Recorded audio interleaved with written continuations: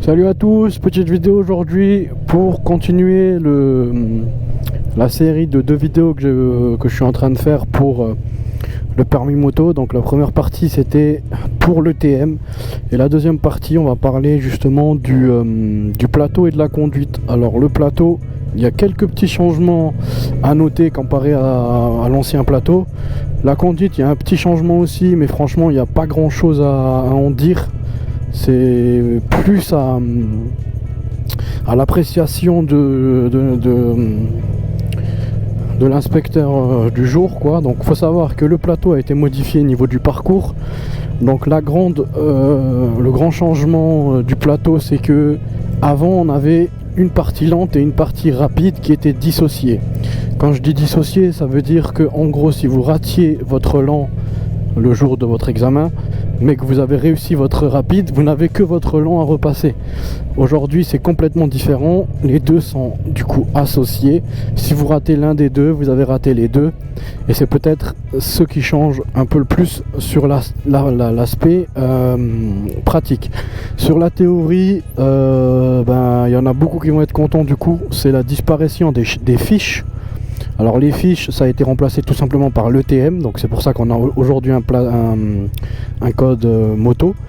Mais on a enlevé totalement les fiches, et moi personnellement les fiches c'était quelque chose qui me stressait un petit peu, parce que se dire que vous réussissez votre pratique mais que vous ratez sur une question ou sur les fiches en fait, ça vous amener au plateau avec un stress supplémentaire que là vous n'aurez plus. Vu que si vous passez votre plateau, c'est que vous avez réussi votre TM, et que dans ce cas, vous êtes un peu libéré de ce point. Donc voilà pour les changements du plateau en 2020. Donc c'était la réforme de mars 2020. Le parcours a aussi changé un petit peu forcément, vu que maintenant on relie un peu le parcours lent et le rapide. Donc vous avez toujours pareil, un demi-tour à faire, à vous arrêter entre deux lignes, poser le pied, vous pouvez poser le pied et ensuite partir sur le freinage d'urgence. Donc le freinage d'urgence c'est toujours 60 km/h, l'évitement c'est toujours 50 km/h, le slalom on est toujours sur 40 km/h, je crois que c'était 35 avant, je sais plus. En tout cas là on est à 40, oula. En tout cas là on est à 40, il n'y a pas plus de changement que ça, si ce n'est que pendant le Covid vous ne prenez pas de passagers. Donc je sais pas si ça a changé maintenant, en tout cas moi je l'ai passé pendant la période du Covid et j'ai pas eu besoin de prendre de passagers derrière moi.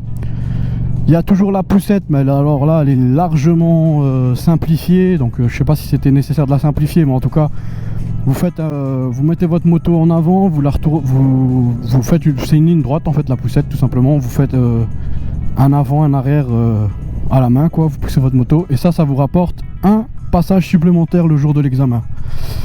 Donc ça, vous avez 2 chances quoi pour le plateau.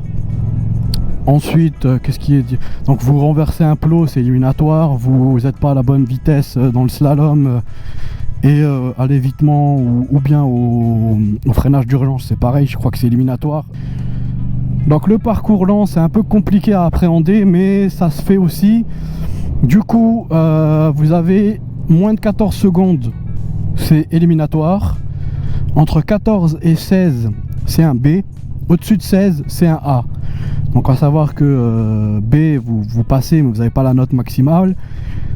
A, c'est très bien. Et C, c'est éliminatoire. Donc en gros, il faut faire plus de 14 secondes au parcours lent.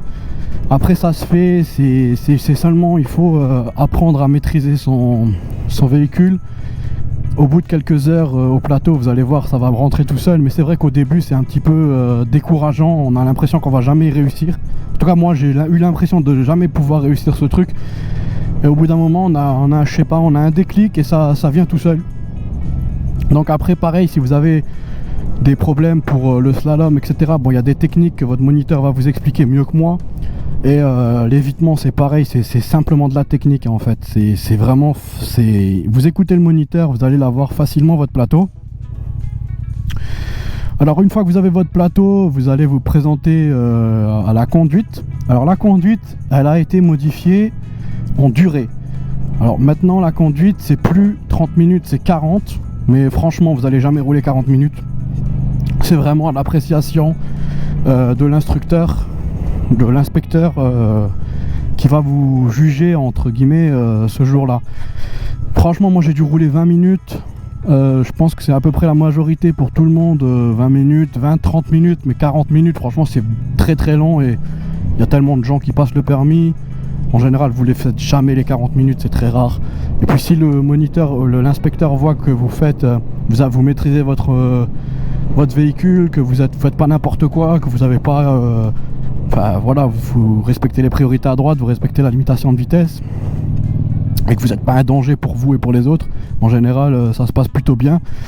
Donc en gros voilà pour les deux épreuves pratiques du permis moto. Franchement moi mon ressenti, faut savoir que moi j'avais jamais roulé de moto de ma vie, c'était vraiment la première fois et ça s'est fait franchement tout seul. Alors franchement je suis pas un pilote, hein, ça fait qu'1 an que j'ai le permis, donc moi je roule tranquille, j'ai pas, voilà quoi. Je veux dire, je me sens pas encore 100% à l'aise, mais moi j'avais jamais roulé de moto de ma vie, j'ai réussi à l'avoir tout du premier coup parce que simplement j'ai écouté ce qu'on m'a dit, le code, je pense que j'avais une bonne méthode de travail. Et puis après aussi l'auto-école, les gars, ça fait beaucoup. Donc le dernier conseil que je vais vous donner, n'allez pas à l'auto-école la moins chère forcément. Alors le prix ne veut rien dire, hein. Mais vérifiez sur Google. Moi ce que j'ai fait c'est tout simple, je suis allé sur Google, j'ai tapé le nom de ma ville et j'ai tapé les auto-écoles, j'ai cherché un peu les résultats et les avis. Maintenant il y a des avis sur tout, vous voulez aller manger au restaurant, vous avez 50 000 avis sur le restaurant, vous savez si vous allez manger bien ou pas en général. Alors l'auto-école, je crois qu'ils affichent, certains auto-écoles affichent leur taux de réussite. Servez-vous de ça pour mettre toutes les chances de votre côté. Choisissez un auto-école qui est bien noté en avis et surtout qui a de bons taux de réussite, parce que ça sert à rien que vous allez payer 700 € votre permis moto si c'est pour que ça va être une galère monstre pour l'avoir. Au final vous allez dépenser plus d'argent et voilà, donc franchement choisissez un bon auto-école, c'est déjà la base pour réussir votre permis. Même si vous faites votre code en candidat libre via les sites Ornicar, etc., franchement pour le plateau et la partie pratique en général, choisissez un bon auto-école qui va pouvoir vous mettre à l'aise, qui va réussir à vous faire comprendre les choses, parce que tout le monde n'a pas la même façon d'apprendre, n'a pas la même ne comprend pas les choses de la même manière tout simplement. Donc ça va vraiment vous aider. Je vous conseille fortement de regarder sur internet le meilleur taux de réussite de votre ville. Si c'est pas trop loin, c'est pas trop cher, vous y allez et puis vous allez pouvoir justement avoir de meilleurs résultats à votre permis. Donc voilà les gars, c'était tout pour les vidéos de réussir son permis de conduire. Donc c'est en 2 parties, j'espère que ça vous aura plu, que ça vous aura aidé et que peut-être grâce à ça vous allez vous lancer dans votre permis et peut-être le réussir même. Du coup c'est pour ça, n'hésitez pas à me donner votre retour si j'ai oublié des choses. Comme je dis, je sais